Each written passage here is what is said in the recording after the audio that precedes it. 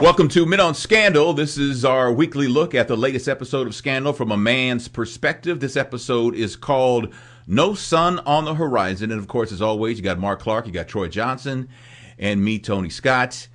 And we start out with Sally Langston has clearly lost her damn mind. Right, man. Next thing you know, she's going to be speaking in tongues, man. Man. She wants all in. Yeah. Just wants one more conversation with sweet Jesus. Just one more. That's it. She had Eddie Long on speed dial. Not Eddie Long. Whoa. Hello? Somebody's calling me? Yeah. Just glad to be called. Man, I thought Olivia lost her mind too. The way she was laughing when she went in there with Cyrus. I said, well, what happened? Did the water break? What happened? I don't know what happened. You know what? I tell you what, she had a hell of a smoker's laugh, though. I thought it was Smedley. Damn. That was the worst. Yes, that was the worst smoker's laugh ever. I liked it though because Olivia was getting to do that face. You know the face. Mm-hmm. Yes. You know the face. That sad face. Yes. And I was almost like I can't take any, and then broke out into a laugh, which caught me off guard. Yeah. So I was like, okay, so it kind of helped me out actually. I thought she was going to get the official Olivia Pope struggle face, but it didn't happen. She started laughing. The struggle face. But now we know that Pope and Associates are number one in covering up murders. That's going to be the ad in her new Yellow Pages ad for Pope and Associates because right. This is how many times has murder what it comes down to though is Sally's a murderer and Fitz is a murderer. Yep. Ladies and gentlemen, you're candidates for president of the United States. Now, not to Troy, not to start any controversy, but why did they have the mayor, the governor of Maryland? Yeah. What was that about? What was that about? Mark's trying to get his good old conspiracy theories in there. He cranking it up, isn't he? Yeah. People that live here might be doing that eye that Mark just did. Like, oh, is that right? What does that mean? Why is it the governor of Maryland? What's the scoop on that? Go ahead. We don't want to say too much. That's right. We live here. Okay. well, Well, Tony, let me just say three things to you. St. Patty's Day.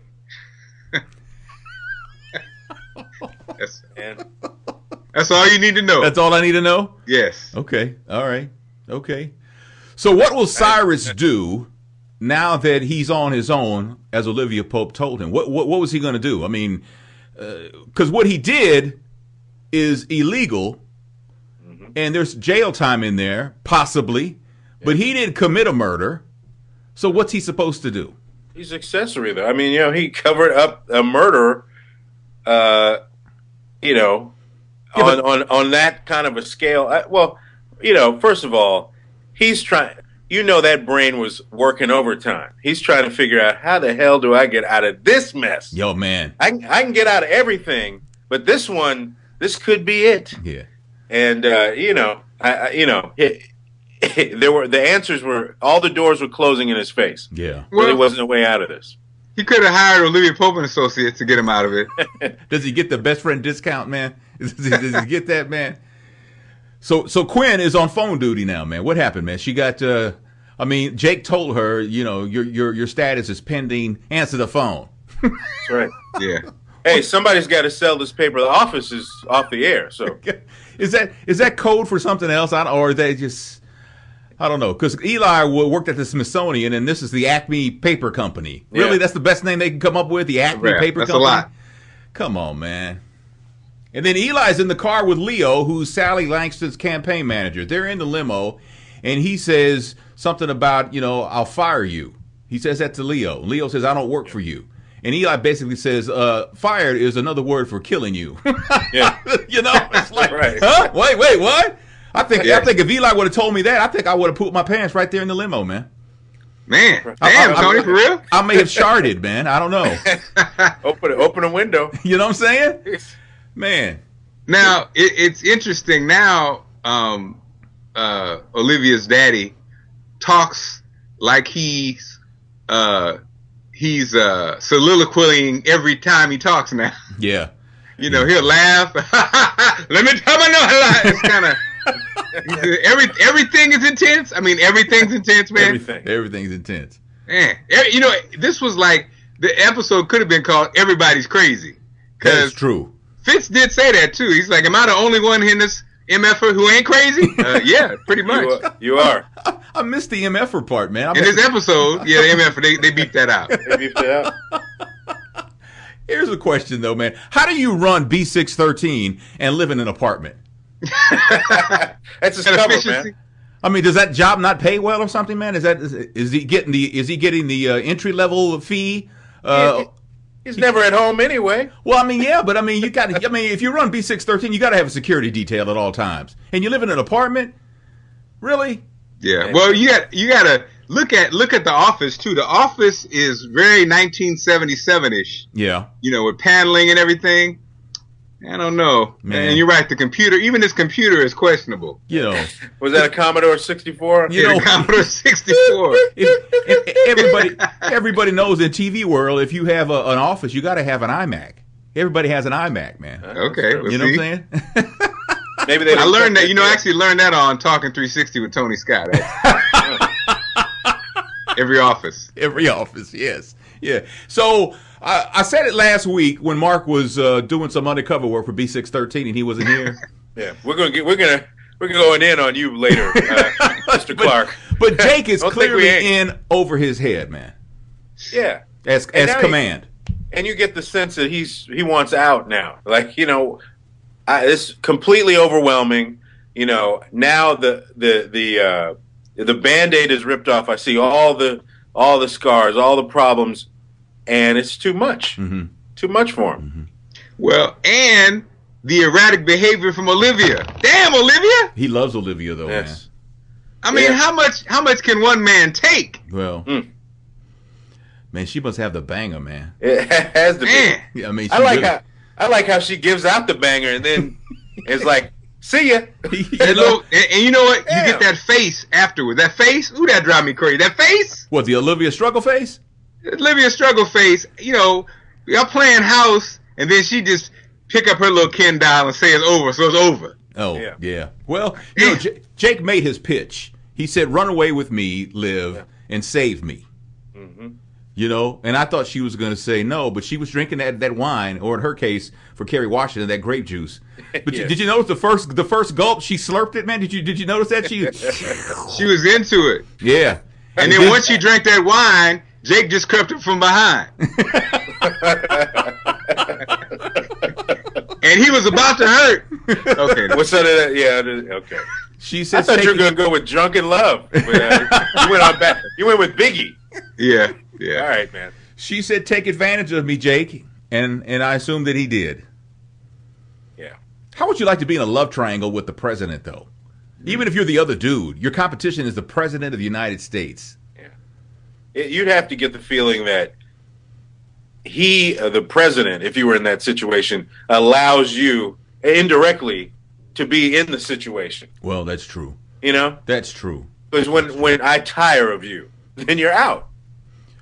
So shut this down. This preacher that Leo brought in, Sally's campaign manager at the beginning of the show, was brought in to talk Sally down, for lack of a better phrase, because she was getting ready to go off that cliff, man. She was getting ready. She's cracking up. She's about this much away from snapping, man. I thought she was giving her practice sermon. She was right there.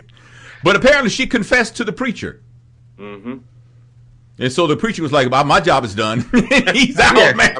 He's out. He's like, I'm going to get the hell out of here. Damn. He could hear the hitman clicking the rifle, clicking the scope and everything, man. He was out. And she says she has to confess to the world so that God can let her back in the flock. Mm-hmm. He hasn't talked to her anymore. Yeah, he doesn't say he's not speaking to her, man. But you know what? Who might have been the maddest from this episode might be God. Why you say that? Because he was like, she was breaking down how God has left Jesus out there. Like, Jesus, give me a sign, oh Lord. Lord was like, and that was the first cricket ever. The first cricket? Can I have a sign, oh Lord?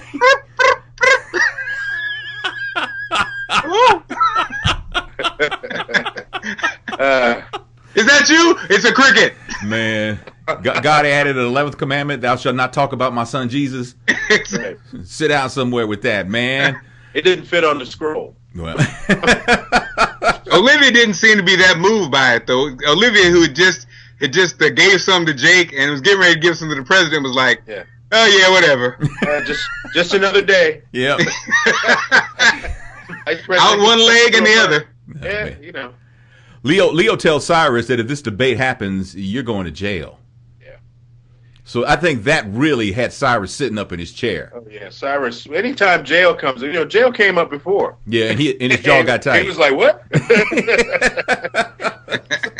So Cyrus goes to Jake, B613, and says, "You got to kill Sally." Damn. And he makes his case. You know? Yeah.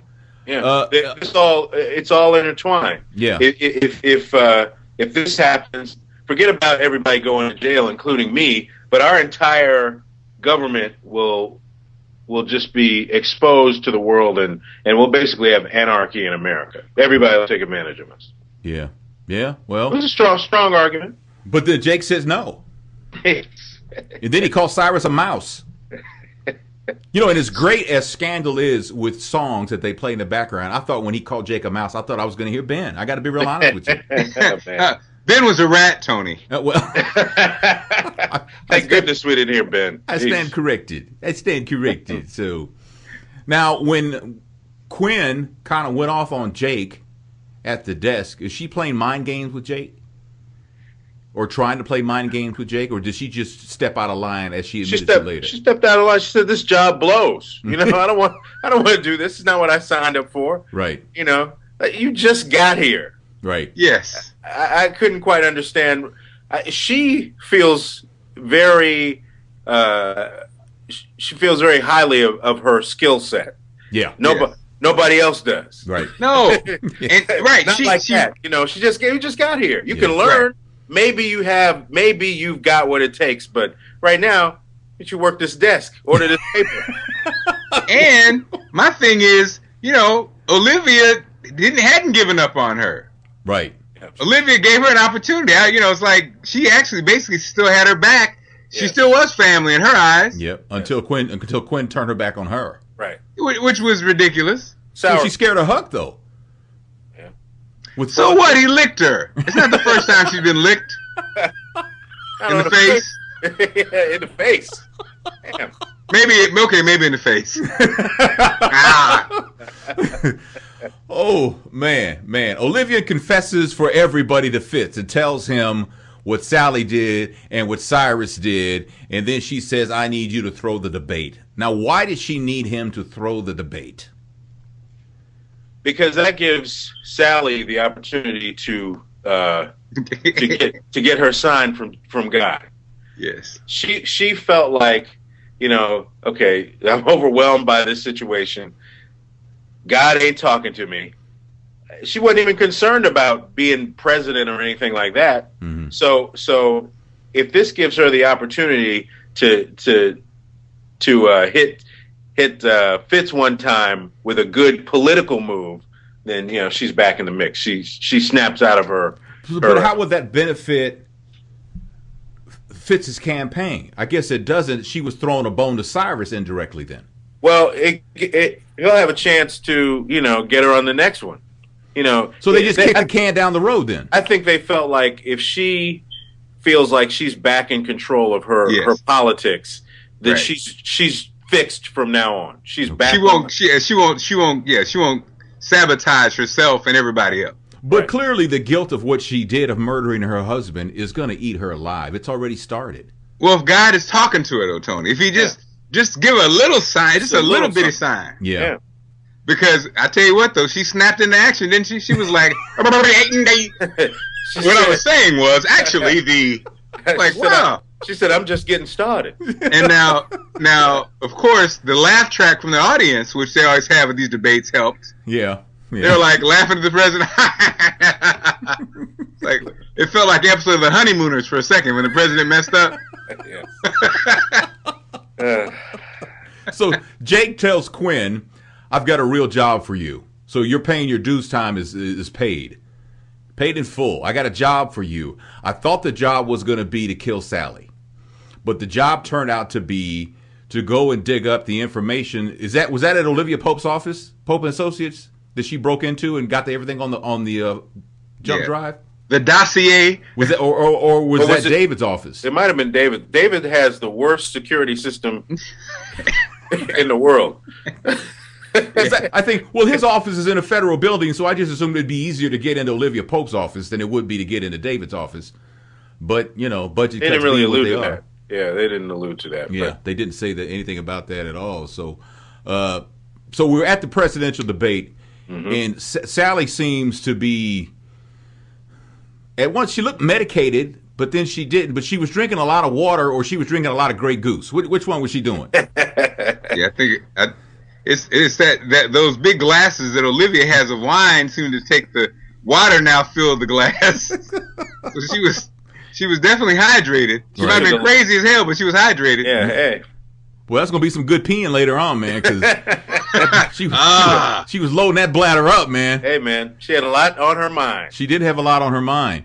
Oh, go ahead. No, go ahead, man.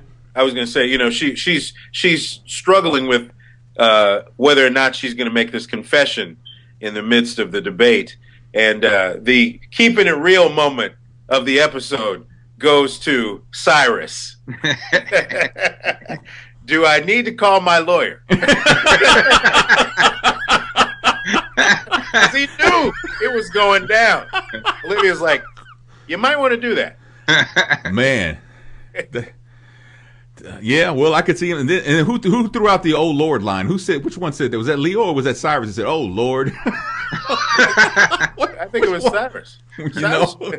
He was calling on Jesus. Yeah, he was calling. Yeah, but at the end, Fitz clearly threw the debate. Yeah, he did.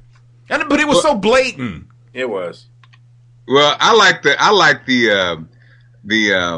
assassin, the would-be assassin. Man, talk about really paying attention. He was really paying attention, wasn't he? Yeah. I need to tell the world something. That might, if I'm the assassin, that might have been it right there. Cloud. Yeah. He was listening. I want to tell the world something. Yeah. Drink of water. Yeah. That's is that Secret Agent Sam? Is that his name? I think that's the one that's pulling double duty. I think. Yeah. Okay. He got two wrist microphones. Yeah. So Leo comes in. Damn. Got a lot going on there. This was just to his wife. Yeah. Grilled chicken and sweet potatoes. Thank you. Now, I'm about to kill her. Yeah. Roger. Over.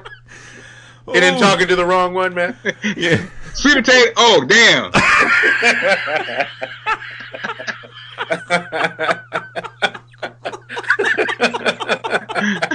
Oh, man. Man, come on, man. Dude. So Leo goes into Cyrus's office after the debate that Fitz through, and Leo says he's got political wood. Yeah, Louisville Slugger. Louisville Slugger. Mm.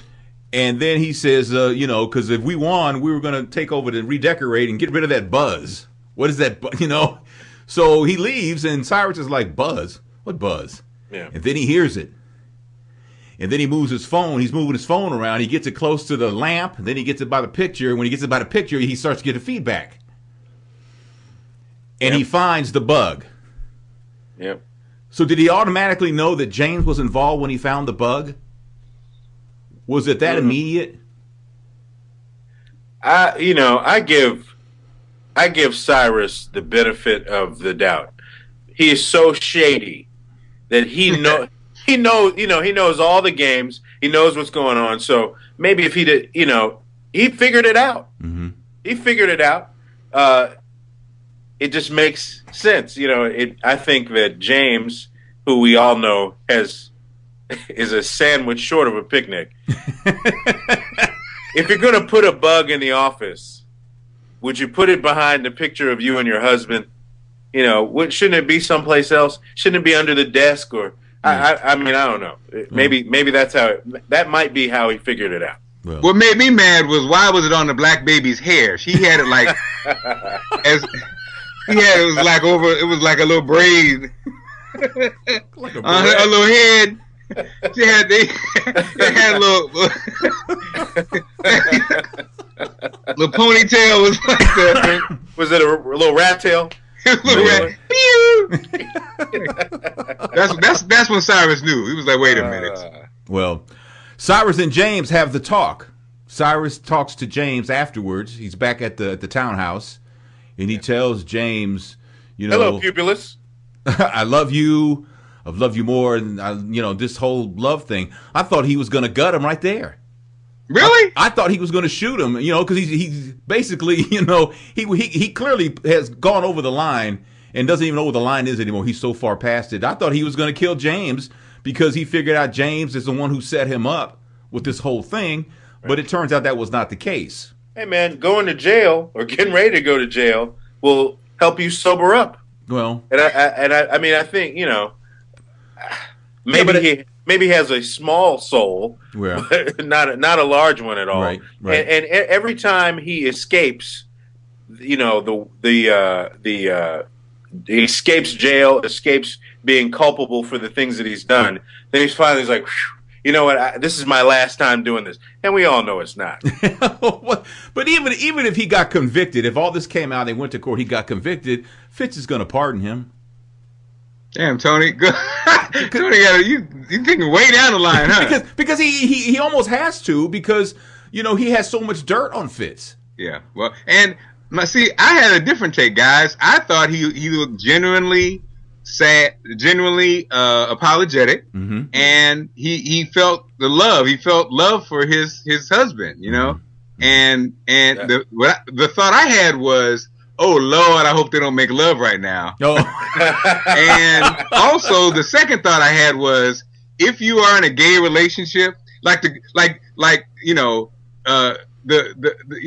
his wife was, he looked like he was feeling his husband. He looks sweaty, like say he looked angry and sweaty, so it didn't really look romantic. So I was like, man, this is a note to self. If you're in a gay relationship, try to be two cute people together. Don't have an ugly person and a cute person. That's a note I won't need. To be angry. I'm not going to need that note, so I won't make that note, man. Okay, yeah. So Olivia is in the Oval Office, and she's telling Fitz that Vermont does not exist. Yep. This is what it is. Yep. And then she kisses him. And the problem I have with this kiss is that she kisses him in daylight with the curtains open in front of the window. We don't give up. But he's running for re-election, so he's got to give up. It is what it is, Tony. Well, I understand that, but he's still running for office. Let's be here. Let's be here. That's what she said. Yeah. My problem is, damn, she's kissing everybody, ain't she? She was running through him in this episode, man. Gets around. And I mean, those beautiful full lips just all up on, she kissed you. You've been kissed. You've been kissed to the highest of kistivity. Yeah. She's got great lips, man. She really does. So we go to the final scene of the night where David and James are in the street. And James says, I no longer want to pursue this whole thing that I set Cyrus up with as far as exposing what he did. I just wanted an apology, and that's enough. So I know you set up this meeting. And David's like, huh? I didn't set up this meeting. I thought you set up the meeting. Basically one of those kinds of things. And next thing you know, David's assistant, the Asian woman, she takes one to the dome. Who's the other woman that got shot? Because I thought that was Abby. No, that's the woman that signed off on the autopsy, right? Is that who that was? I think so. Because she got one right in the forehead too. Yeah. Yeah, and if when they took the shot to the forehead, when they fell, their hand was like this. I don't know what I don't know if y'all know. I don't know if y'all noticed it. Maybe it was a hey. I don't know, but look. If you look at the tape. Both of them? Pow! It was I don't know what that is, but the claw of death, man. Is that what that the was? claw. Maybe right. when it's scientific, when you get shot in the forehead, your hand, Your hand goes up. Your right hand. Ah! You know, it has to be, but it has to be your right hand. His hand should have been up here. Maybe you had a better chance. Maybe it was on the way up, but it was too late. Yeah, It got too froze. late. Like, I don't know. I tell you what, though, whoever did it before we discovered who did it, I was like, man, nice shoes. Where'd you get The those? fast-paced shoe, you know, he had those suede brown loafer boots, Tight jeans. So we find out slim that fit. it seems to have been Jake who fired these shots. Damn. Jake's the one who shot those two women, and he's getting ready to shoot either David or James. Mm. And he does fire the shot, but we won't know until next Thursday who got shot. So who got shot? They gave a clue. What was the clue? The blood on James's face was an arrow pointing to David. If you look close. What are you, Horatio from CSI? The blood splatter on. Blood splatter, man. If that's the case, he's got to go like this. Yeah. Yeah. So who do you think got shot, or was it either one? Not either one, but because in the previews for next week, Olivia Pope, she's hot as fish grease because she says whoever did this, they're going to go to jail for a long time. So obviously one of them got shot. So I'm going to go with. Well, first of all, this was not the most exciting 30 seconds of television. It was the No? It was the best letdown ever. Really? Yeah. Oh yeah, man. Come on. It got me. It got It me. didn't get me. If it's supposed to be all that, in my opinion, then just go ahead and tell me who did it. Well, they got to keep you watching until next week, though. But I'm gonna watch next week. Well, yeah, but I mean, you know, you gotta I don't think that was enough of a cliffhanger. No? We didn't need Not we didn't knowing need a which- clip. We didn't. It was a cliffhanger that I didn't need. Just go ahead and shoot whoever it is, and then next week we'll find out what happens. I think Troy's tainted now, Tony. You know what? Man. I kind of thought about the "Who Shot Jr." moment. Yeah. You know, it's Yeah. like, oh, come on, man. Do I have to wait another week to find out what's going on? Come Yeah, on, but when that happened on Dallas, though, we had to wait like 5 months. right? We're Well, only you gonna have know. to wait 7 days. I don't know. I don't want to wait. You don't want to wait. Now, having said that, Mhm. who do I think Jake shot? I'm going to go with David. Why? Really? I'm going to go with David because, like you said, Olivia was hot as fish grease about something. Now, David is her kind of nemesis. You know, at times they've been at odds, but you know he's essentially helped her out in the long run. So I'm going with that one. Okay, but James is her best friend's husband or wife or That's whatever. what I'm saying. Not, yeah, but you know. No. Well, I don't think James means that much to Olivia in the grand scheme of things. Unless now, if you say James got shot and then Cyrus becomes a shriveling puddle of whatever, he's incapable of working, then maybe. But there you go, Troy. I think you just hit the nail on the head. I think you had the resolution with David and Cyrus. You had he basically, everything was almost forgiven. They did the reset. Normally in the narrative, when that happens, sometimes it's almost like the reset is the precursor to something bad happening to that relationship. And then, like you said, if Cyrus isn't focused at the top of his game, then Fitz's presidency is at risk. Okay, so Troy thinks it was David. You think it was James? Yeah. See, Well, I don't think it was either one of them. well, I think he shot somebody that we didn't see. that's possible. I thought about that too. Yeah, that's the one I'm But going David also had the reset too with his girlfriend. with. Mm-hmm. He did. She said, you have to be careful about the situations that you're in. It's dangerous. Yeah, and I love you. And I love you. Yeah. And he was awake for that one. Well, maybe Jake shot the Gap salesman that sold her that outfit. But you know, they look too preppy to be a murderer. Hey, man. Well, that was the preppy school murders of 20 years ago. Remember those? That's true. You know, so. And then, there's always the other possibility that, whoever gets shot has an amazing recovery, on the show. Well, they almost blew half of Fitz's head off in the first season, and he came back and took over the being the president. So, He's still got a big ass part though. Yeah. Couldn't do nothing with that. Oh, no. So what did I miss, man? Did I miss anything? I like it. Yeah, go ahead. Go ahead, Mark. I didn't. I had a couple things that, again, I love the line Fitz said, I'm surrounded by people who basically lost their minds. And I thought, Troy, once again, another biggie. I'm surrounded by criminals. Shiesty individuals. It was Biggie night, and I just felt for Jake. I mean, damn, Jake. Talk about what do you call it? Sloppy seconds or. But how many second times fiddle or damn? How many times he gonna put his hand in the fire though before he gets burned enough? I mean, because she's clearly like let him down on this same subject a few times. Time and time again, And if you ever been through that pain, you know that pain. Oh, excuse me, sorry.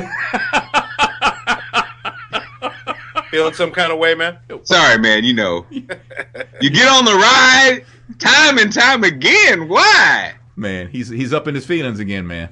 Sorry. Yeah. Well, he created that situation because she's always been unexcited about the fact that he wanted to get with her. Yeah. And then, she's like, well, I ain't got nothing to do. Let me go ahead and take this coat off and show you what's happening. Yeah. Fellas, take that lesson. You know if you're that guy, only get the call, never the call on Christmas, just the call on that 2 days after Christmas. Damn. Yeah. The third day of Kwanzaa, you get a phone call. You only get the call on Umoja. Which actually, I don't know which day it is, Troy. Y'all know you know. What is it, Troy? I know. You know it, Troy. What is it? I don't know. I would have said Kuji Chakalia because it's funnier. Oh, I'm getting the Kuji Chakalia call, huh? Uh-huh. Okay, I see you. I'll be there. Yeah. A Baragani to you, too. A Baragani to you. Oh, yeah, I'll be over. Damn. I like how Cyrus says he's made... he told Olivia he's made horse's ass size mistakes. Damn. Which is the same as Coco, right? That's like a Coco mistake. Oh, damn. Oh, man. Damn. You made a Coco, man? Oh. I was thinking the Kentucky Derby is just a few weeks away. Horses' asses. Damn. Oh, man. So that's the episode. No sun on the horizon. Now the bigger and better things, man. Where the hell were you last week? Yeah. Oh yeah, I was on the mass transit system in the DMV, man. Okay, now look. Sorry. This is, there's a level of responsibility that we have now to the people who enjoy the Men on Scandal. People watch this program for whatever reason. So much so that artwork was created. Yes. I don't know if Tony can flash it in this episode or not. Artwork created for your absence. Man, which was great, by the way. Graphics. So Tony, if you and I take a day off, apparently there'll be some artwork that happens. Yeah, man, I apologize, guys. I was trying. I talked to Troy twice and got cut off a couple times. I know you were like, man, that was that damn red line, man. The damn red line, man. I didn't know where you were, man. I didn't know. Yeah. I wasn't sure either. Because he called me 2 minutes before we did the show. Yes. This is what Troy heard. Hello? Yeah. Sorry. Well, never again. Well, Well, no, don't say that, man. Yeah, man. Please don't say that. Life throws you curves, man. You just don't know. Yes, As right. long as you're all right, that's all we care about. Damn. Speaking of curves, man. No. I think I'm adjusting to Olivia's pregnancy. Are you? Well, she's not. You know what I was going to say? I think the big thing is that she's going to be pregnant by Jake. That's my prediction down the road. That's a good one. Show prediction, huh? Mm-hmm. I tell you what, they're running out of camera angles. They shot her and Fitz from across the Oval Room, the Oval Office. Yeah. There was a chiffaro, a couch, a bowl of peanuts, all of that in front of that damn coat. Yeah. You know what? I read or heard something about the wardrobe choices for Olivia and how they're supposed to reflect the mood that she's in. Yeah. So when things are cool, she's got on the white coat. When things aren't going so well, she had on like a gray coat and she was all bundled up. So it's supposed to be some kind of fashion sign about what's going on. When she grabbed Jacob by that window, she had on some pink. You know what that means?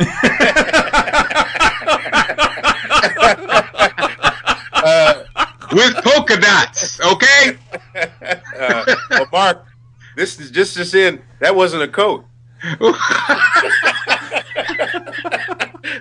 That was not a coat. Oh man, well, what? Well, there we are, man. Again, the episode "No Sun on the Horizon." That's our recap of Men on Scandal. Had fur, but it wasn't a coat. Where he gets a load of this? Hey, there's going to be a Scandal meetup. I actually met somebody over the weekend who actually is going to be going to that event, and it's going to be in Los Angeles. August 1st through 6th, if I'm not mistaken. Yeah. We'll put a link in the description below as to get more information and maybe book yourself a spot to go get to out the hotel, there. things like that. Yeah, we're gonna try. I mean, we're gonna be there hook or crook, even if we're Skyped in. Oh, there's a hint right there, Troy. Yeah, exactly. It gives some more artwork. Yeah, more artwork. You're gonna be pasted in front of a picture of LAX, Mark. Now, where's Mark? He's not in LA. Yeah. Well, there's so many ways to be there nowadays. Virtually. Yeah. Virtually, right? Yeah. So, but it'll be a great time, and we look forward to being there. At least two of us are. So but we'll put the information down below. So thanks so much for watching Men on Scandal. You can check it out on Talking360.com. You can also get the audio version both on iHeartRadio and iTunes. And you can leave a comment down below like you always do. You bless us with some great comments. You guys are so nice to us, man. You leave great comments for us. Man, and show us the love, and it's appreciated. Some intelligent fans who really follow the show. Yeah. To a T. Sometimes I'm afraid to have conversations with people like, let's see, that was episode 3 of last year. I don't know. They're pretty sharp, man. So they're on it. And I guess it was a rerun of Oprah with Shonda and Kerry Washington and who it's based on. Judy amazing, Smith. Man. Just some women are off the chain. It's just and the fan base is also amazing. So I'm just so glad that we're just involved with these wonderful people, man. Yeah, it's great. Sure. It's great. We're having a ball doing this and look forward to the trip to LA coming up in August. So again, thanks for watching Men on Scandal. I'm Tony Scott. That's Troy Johnson, and that is Mark Clark, and we will see you next week.